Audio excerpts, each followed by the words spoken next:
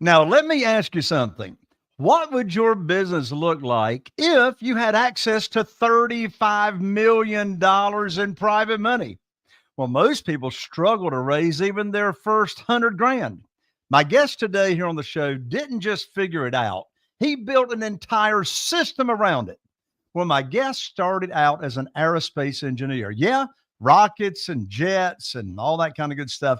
But then he found this weird overlooked corner of real estate called tax liens and deeds and tax sales and all that kind of good stuff. Well, fast forward, he's raised tens of millions of dollars, built multiple companies, and created platforms that are now powering investors all over the country. Today, he runs Tax Sale Resources, the go-to data and tech platform for tax lien investors. And he's also behind Mount North Capital, a fund that helps distressed real estate investors get access to capital. So if you've ever wondered how to raise serious money, manage risk with data, and find opportunities most people don't even know exist, you're going to absolutely love this conversation on today's podcast. In just a moment, you're going to meet my special guest, Brian Seidensticker, right after this. If you're a real estate investor and are wondering how to raise and leverage private money to make more profit on every deal, then you're in the right place. On Raising Private Money, we'll speak with new and seasoned investors to dissect their deals and extract the best tips and strategies to help you get the money, because the money comes first. Now here's your host, Jay Connor. Welcome to the show, Brian. I'm so excited to have you today. Well, thanks for having me, Jay. I'm excited to be here. Absolutely. Well, Brian, most, as you know, investors to struggle even their first $100,000. For goodness sakes, you've raised $35 million.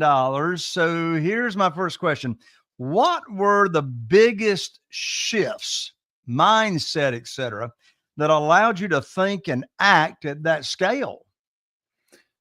Well, I think I've never thought about from that perspective, Jay, but I think probably the biggest thing is maybe thinking a little bigger than most people do initially. And I think the biggest, I guess, reason behind that, right, is when you're raising significant capital, if you're going to raise it, from a private perspective, each investor that you work with is going to be a series of conversations, and some are going to be many conversations, some might be a couple, but it's going to be a series of conversations. And that obviously takes up time. And the one thing that is limited by all of us, right, on Earth right now is there's only so much time in a day. You can't make a 24-day into a 26-hour day.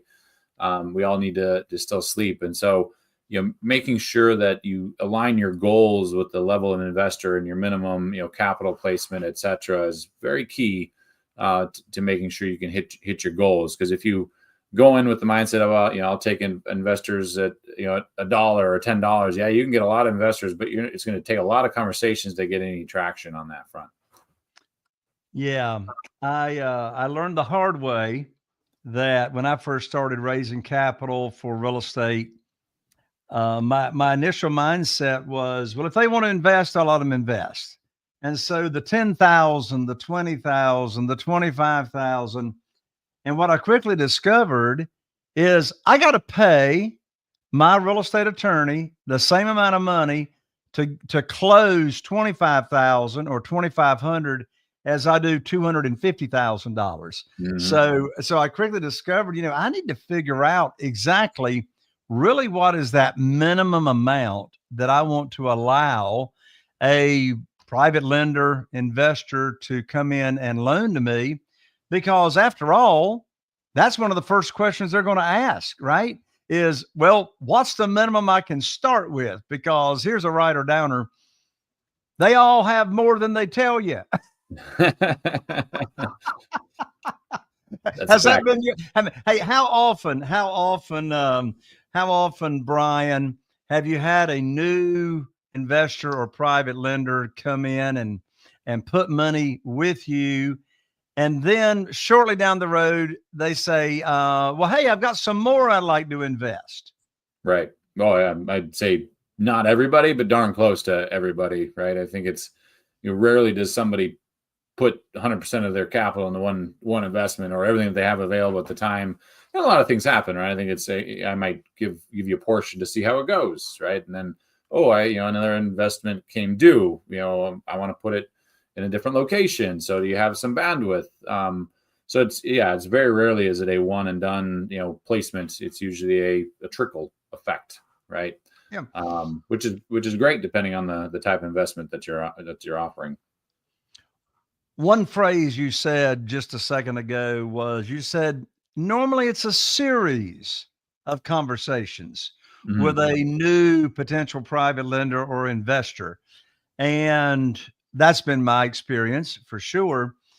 And so the takeaway on that is many, many times having a new private lender or investor come on with you into your business. It's so important from my experience to be planting seeds all the time, mentioning what you do, how somebody says, "Hey, Jay, what in the world do you do?" Well, I pay a lot of money to my private investors for my real estate deals, and we make, lucrative opportunities for everybody. So like, how do you even answer the question, what do you do? And that's what I meant by planting seeds. And, I'm interested in finding out from you, Brian. I have a lot of my private lenders and investors that I mentioned it to them, and it might be a year, 2 years, 3 years down the road before they come back around and they say, "Hey, Jay, you were talking about that private money thing. Can you tell me more about it?" And then I've got new private lenders that come on with me in less than 30 days. Has that been your experience as well?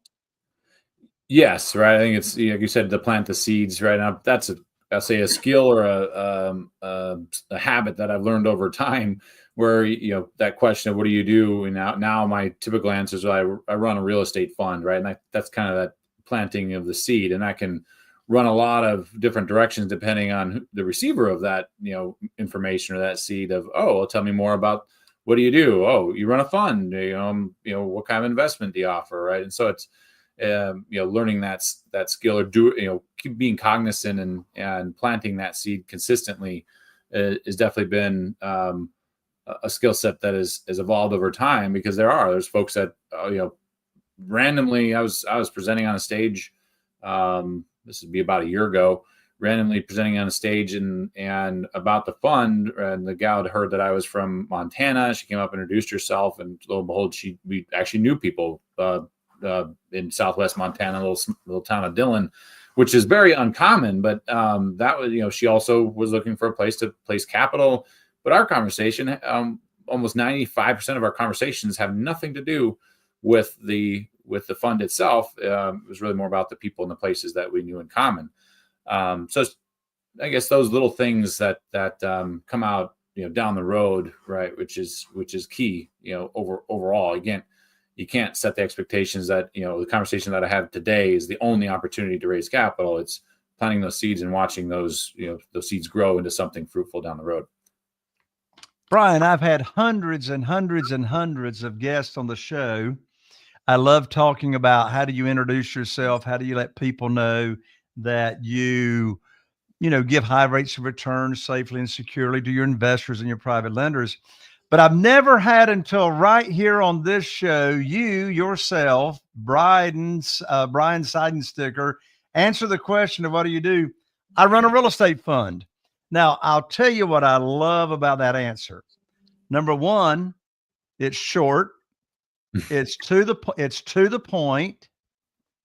The person that asks you that question, what do you do? Listen, folks, if you are listening to this podcast, you want to write this down. The person that asks you the question, what do you do? And you answer the question, I run a real estate fund. It's short. They probably 99.99999% in their life have never had anyone tell them that answer. I run a real estate fund. And thirdly, naturally, they want to know what in the world is that? What is a real estate fund? because most people don't even know what a real estate fund is. And that's a brilliant answer, Brian. That has got to have paid you millions in returns just by answering the question, what do you do with, I run a real estate fund. Yeah, well, it certainly is sparked conversations way better than previously. Before I started Mountain Earth Capital, it was, I run a distressed real estate investing software. People might have curiosity, but most people are like, what? Let's talk about something else, right? So it is definitely, tell me a bit more about that. The fund, the real estate, I think it's a good combination of words that spark a lot of interest. And naturally, right, of, folks that are looking to, I'll take a step back, right? And you probably believe this too, Jay, like the best advertising out there is still word of mouth, right? And there is, I think it's just a natural human trait of, if I meet somebody that does something, I'm going to give them more validity in my mind that they are doing something right, whether they are or not, right? But if I can see and feel this person in real life, that is better than something that's online or an ad, right? And so, whether or not they were looking to place capital or not, right? If that was even an inkling in the back of their mind, right? Is like immediately, this is somebody that does this, right? Can I talk to you more about it? It brings that to the surface. And I can't say I went into coming up with that answer with the intent of doing that. It just seems to have sparked that response. So I guess even a blind squirrel gets a nut every once in a while, right? Well, Brian, you are not a blind squirrel. I will assure you that. So I'm going to ask my executive producer of my podcast right here live on the show, make sure that is in the show notes. Make sure that's in the show notes, and give Brian Seidensticker the quote, the credit. Here's how you answer the question, what do you do to attract new investors without chasing, begging, selling, or persuading? You just answer the question, I run a real estate fund, and shut up. Yeah, and answer questions from there. Exactly. I mean, just let the mic drop. Just let the mic drop, right? Let the mic drop right after you say, I run a real estate fund. And I mean, you know what? People, you will have fun. You will have fun. Even if you don't run a fund yet, you're getting ready to raise private money, right? So, Brian, there's all kinds of classes of real estate. There's that people can use private money for. There's self-storage. There's, like in my world, single family houses. There's multifamily. There's other commercial. There's land, all kinds of real estate. And now here you are in this world of tax sales. How did you get interested in tax sales, and why tax sales? So this is a three-part question. If you forget one of them, I'll remind you. So how did you get started in this world of tax sales, tax liens, tax deeds? And by the way, let everybody know what's the difference between tax liens and tax deeds and all that stuff. How did you get in it? Why did you stay in it versus other classes? And three, how do you use private money for those type of deals? Like in my world, I give my private lenders a promissory, because it's single family houses, right? They get a promissory note, they get a deed of trust or a mortgage. As with funds, that's different. So why, how did you get in it? Why are you staying in it? What's the difference between those different pieces? And how do you structure it with private money? You might have to remind me on some of those, Jay. But yeah, as far as getting into it, I did not grow up with aspirations of becoming a tax sale investor or expert or whatever you call it. It was really more, I was introduced on the wrong side of a tax lien. I was doing a traditional fix and flip thing on the side, with a few properties. This is why, while I was still in my my previous life as an aerospace engineer, and in 2007 ended up upside down, right, as values were going down. And this was in a property in Montana. And oddly, with the way this tax liens work, I'll talk about the difference here shortly, but the way tax lien sales work in Montana is every prospective buyer of that tax lien, so every investor that wants to buy that tax lien has to send a certified letter to the property owner. And so I got all these certified letters from various investors, roughly with the same verbiage, but all of them basically stating you could lose your real estate if you don't pay your taxes, etc. And probably because of it, I didn't realize this at the time. It wasn't until probably the fifth time I was asked that question that finally epiphany light went off in my head. Is like, you know what? If I had gotten one letter from the county, like most states, I don't know that I would have thought twice about it. But the fact that I got so many from private institutions, investors, made me investigate what this whole delinquent tax lien, thing is, and realize, there's a industry, well, I'll say small compared to the, greater real estate industry in the U.S., but still $4 to $5 billion on an annual basis that I'd never heard of. Most people have never heard of, and got me pointed in that direction. Right. And this is me as an engineer, by trade. I like big, juicy problems. I like something new. And so I, recognized, all right, maybe real estate in the fix and flip realm that I was pursuing at the time wasn't the best timing in the world, entering into the Great Recession. And so found this whole tax lien thing and basically redirected and pointed in that direction and raised some funds to go buy tax liens in a couple of states. That's really how I got introduced to the space. Now, now let me get a little clarity on that story.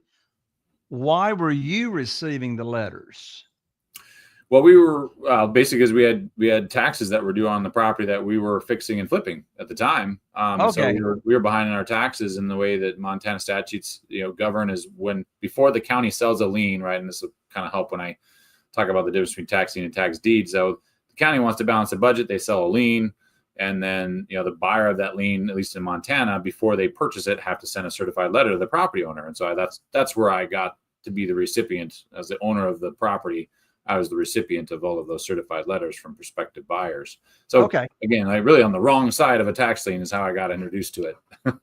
I got you. Now, as far as the difference between the two, I guess the short description would be a tax lien is I like to compare it to a micro mortgage, right? It's a interest in the property with enforceability behind it, but you don't own the property if you buy a tax lien or a tax certificate.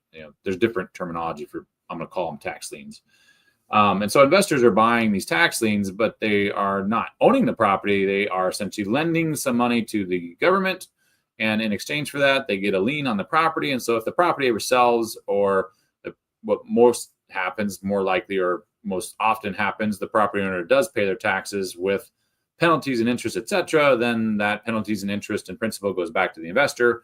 The county's happy, the investor's happy, the homeowner goes on their merry way. Now, what can happen if the property owner continues to not pay their property taxes, at some point, the lien holder can start a foreclosure of the property, a tax sale foreclosure. That culminates, just like a mortgage foreclosure, culminates in the resale of the property. And that sale of the property is what I call a tax deed, right? And now tax deed investors, right? You're buying the real estate, right? And I would say tax deed investors are no different than any other real estate investors. They just understand this avenue of acquiring the real estate, which is a very specialized way of acquiring that real estate. And that's the difference between a tax lien, which is the interest in the property, and the tax deed, which is buying the property itself. So clarification,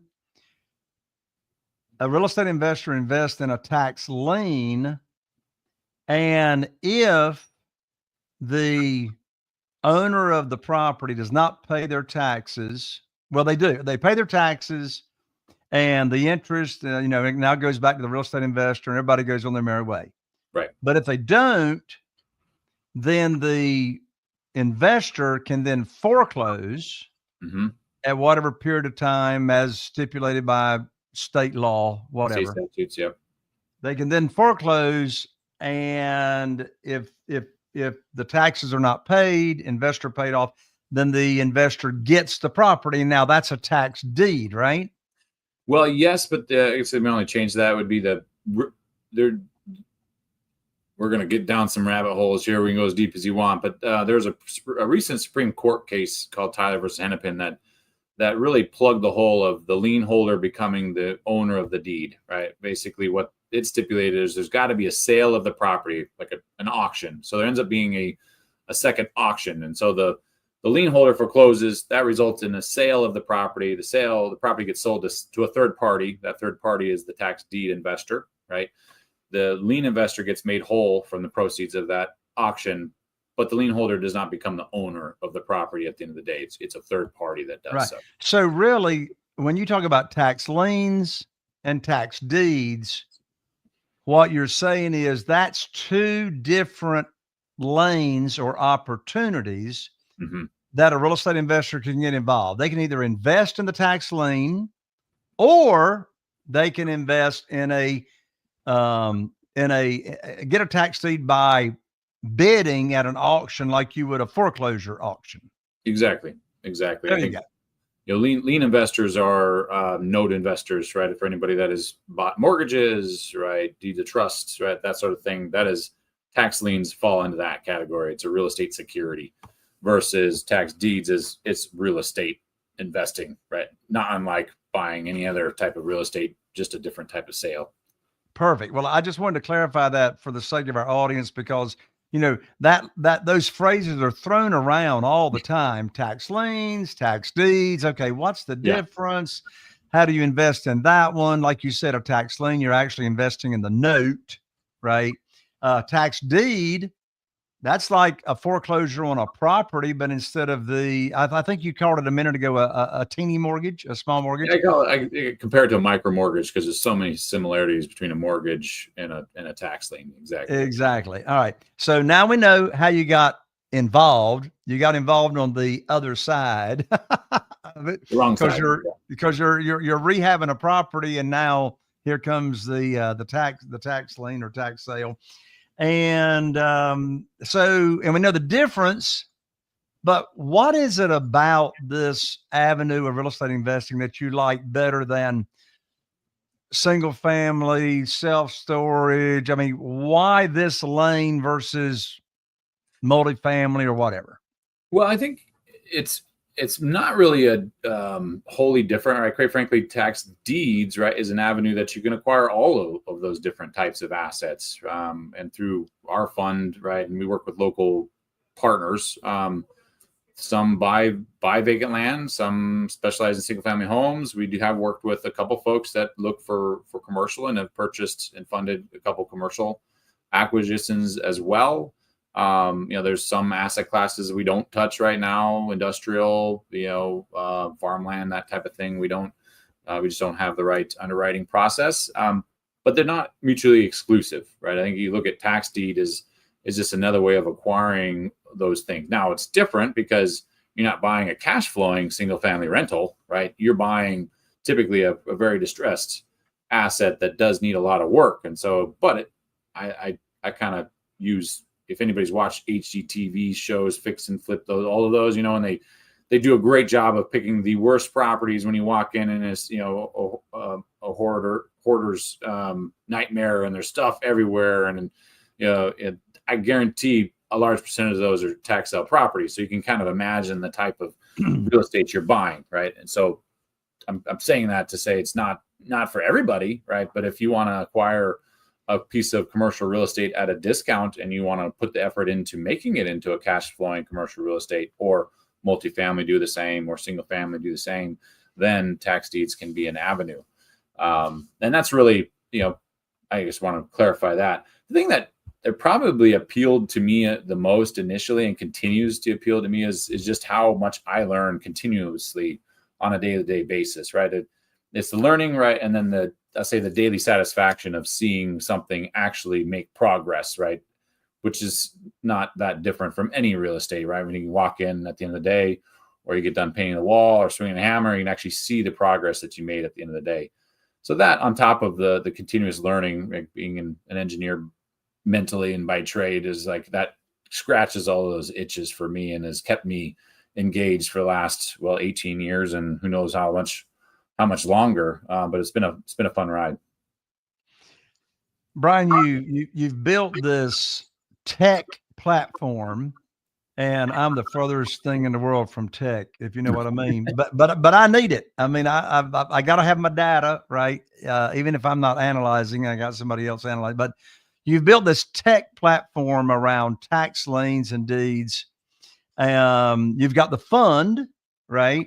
So let's talk about the tech platform. What is it? How does it work? What's it do? How has having better data actually helped you raise more capital, if that's even a connection? Well, I'd say having better data is key in our success, right? Has it been a direct result, or has it played a direct role in raising more capital? Maybe. I don't know how to make that direct connection, but I'm sure it's been a benefit or something that people go, that's pretty cool. But really, we weren't a fund. We shifted from a fund initially. I'll call it a fund, but it really wasn't. It was friends and family money at a small scale, buying liens in Wyoming and Montana. It wasn't enough to consider it even a full-time job. And that shifted pretty quickly to software, and we got out of buying liens for almost a decade before coming back to the fund model. But it really came about of I had a friend I met at a conference who was looking at what we were doing, and we built this platform as an internal tool for us to just know when and where these auctions are taking place and the properties that were involved in them. It wasn't like crazy rocket science stuff. It was answering those basic questions because nothing out there publicly was available to do the simple things. So all the investors at the time had an in-house team of people, and they were all individually calling all of these counties and having these conversations. And that friend basically suggested, hey, why don't you take this database, this website that I built for internal purposes, and make it available to the public, and maybe you'll make a little bit and help pay your overhead. And that's what we did. That's really how Tax Sale Resources came about, is as a platform to track, roughly 9,000 auctions a year, a couple million properties that go to auction, and about $8 to $9 billion in tax liens and deeds that get sold on an annual basis. And that's what we did for 10 years, is provide that information to third party, both tax lien investors and tax deed investors. The really cool part came about is when we started tracking the results from those auctions, because not only did we have the answer of what's going to auction, but we knew where you can get the better deals at auctions, right? Because not every auction is equal, and not every property is equal. And so we spent several years putting together, now that the term is AI, you hear all over, but it's, AI is just a complex algorithm that crunches a lot of data and says, hey, these are the ones that you should, look at buying, because you're likely going to get a better deal on those. And that's really the start of creating Mountain Earth Capital, the fund, was having access to that data so that we knew which properties to buy at a better discount, and which auctions to avoid, because we knew you weren't going to get any discount at those auctions. And that's really where, Tax Sale Resources as a data analytics provider is a key component of our success, because it's what points us, Mountain Earth Capital, in the right direction and buying the properties that we buy. But until we put together the fund and actually executed on that, there really wasn't any value in that information.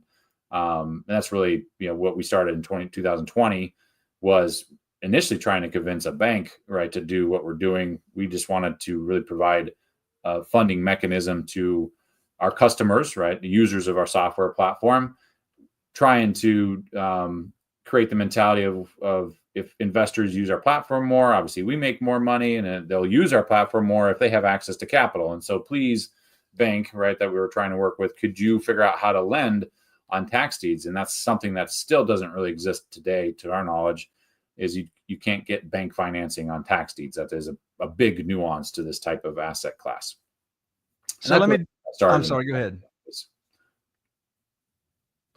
No, I'm sorry. Go for it. That was long. I'm really not good at short answers, Jay, if you haven't noticed, but that's how we got introduced into the. No. I like that. So let's make sure all of our listeners are understanding. So you really have two services that you provide to real estate investors. You have the fund, right? Right. That real estate investors can borrow money from to invest in tax liens, tax deeds, et cetera, right? Yeah, nuance is, I guess, technically we're not a lender, right? So we don't actually borrow. We work with, investors on a profit share basis, but it is access to capital to buy tax deeds. You're exactly right on that front. Okay, so you got the fund, they can access capital, and then you partner with them, share partnerships, collaborate, et cetera. And then the other company you have in service is this company called Tax Sale Resources. So Exactly. let's really drill down on that. So first of all, does crystallize one more time what service and information. So let's say, so here I am in Eastern North Carolina, and I want to start investing in, tax liens, et cetera. Mm-hmm. And I've heard about Brian and this amazing company, Tax Sale Resources. How would I go about learning what services Tax Sale Resources provides? So I like to say, once you know what you're doing, it's all the tools that you need to be successful. What we are not is probably the better or easier way to answer is we're not a coach and we're not a mentor. We're not an educator, right, of how to invest in tax sales. And so I say that because that's not our service. We have a ton of free information. That's what part of the resources is. We have a blog, we have a podcast. I interview attorneys that support tax sale investors in many states. And in my opinion, obviously I'm biased here, Jay, but I think it's probably the best source of information, good, legit information on tax sales in one place that you can find. But we're not going to be the guide through all of that information. And at the end of the day, you get a certificate and say you're ready to go. In other words, you're not going to get on the phone. You're not going to get on the phone with a client and say, "Yeah, you ought to invest in that one." Right. That's definitely not what we do. Now, what we do is I hopefully don't ever get a cease letter for this, but I like to say, because most people are familiar with Zillow, right? I like to say the platform itself is a Zillow for tax sale properties. And so think of it as a mapping platform that allows you to go find everything that is up for sale today, right, 4 weeks from now, nationwide. And that varies throughout the year because states have their sales at certain times of the year. And so you can't go in North Carolina and find something at all times. You can't go in Alabama at all times, right? But throughout the year, the nation has sales and we cover every auction that occurs. And so finding which auctions to attend, which properties to buy, and the information associated with those properties to make that buying decision is all in that platform. And so it's the tools that you need to make all of those decisions and be successful in the space once you have an idea of what you're doing. And you just answered my next question. And then I want you to let everybody know how to get in contact with you and Tax Sale Resources and all that kind of good stuff. So it sounds like Tax Sale Resources services the entire nation. We do. There's a couple states that don't have auctions. But outside of that, we do track, 9,000 plus auctions, almost 2 million of properties, and just over $8 to $9 billion of transactions annually in the space, all through the platform. That's amazing. Brian, please share with everybody, how do they find out more about Tax Sale Resources? How do they get in contact with you and the team and learn about signing up with you? Well, Tax Sale Resources is pretty straightforward. You just go to taxsaleresources.com. So if you're interested on the software side, go there. If you're interested in the capital side, which is really on either investing in the fund or actually wanting to utilize the funds, from the fund, right, and buying these assets, then you can go to mountainnorthcapital.com. And either one of those avenues will point you in the right direction and get you in touch with our team. Okay, well, that's important to note there. Your fund, mountnorthcapital.com. Of course, all this will be in the show notes. If you're looking to invest in a fund to get a nice return and be totally passive, Brian's got that opportunity for you in mountnorthcapital.com. In addition to that, if you want to get access to capital for investing in tax liens, then Mount North Capital is a resource for that. And then in addition to that, www.taxsalesresources.com. If you're interested in getting data in your area, wherever you want to invest in tax liens, Brian and his team's got that available taxsalesresources.com for you to take advantage of that and get the data. Brian, thank you so much for joining me on the show today. I really appreciate it. This was amazing. God bless you. Well, Jay, I greatly appreciate you having me. Had fun. Thank you. Good luck, everybody. All right. And there you have it. Another amazing episode here on Raising Private Money. And if you would love for me to come back and have more amazing guests like Brian today, then all you got to do is share this episode with just one person. Share this episode with just one person that you believe that this would make a difference in their life. And of course, give me a thumbs up, like, share, subscribe. If you're watching on YouTube, be sure and subscribe and click that bell so you don't miss out on any other episodes. Looking forward to seeing you right here on the next episode of Raising Private Money with Jay Conner. Are you feeling inspired by the knowledge you gained in this episode? Then head over to jconner.com/moneyguide. That's jconner.com/moneyguide and download your free guide that shares 7 reasons why private money will skyrocket your real estate investing business right now. Again, that's jconner.com/moneyguide to get your free guide. We'll see you next time on Raising Private Money with Jay Conner.